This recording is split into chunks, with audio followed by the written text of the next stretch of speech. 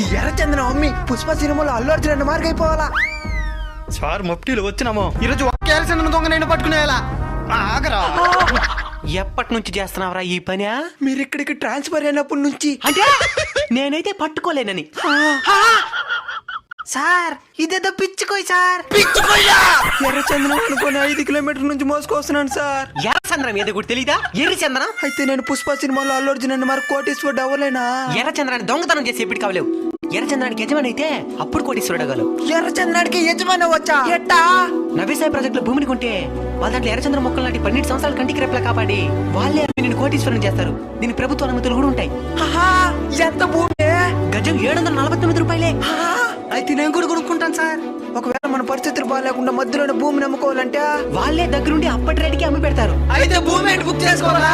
Screen మీద కనబడుతున్న నంబర్లకు phone చేసి బుక్ చేసుకోండి. మీకు ఇంకా ఏమైనా సందేహాలు ఉంటే వాళ్ళని పూర్తిగా తెలుసుకోండి.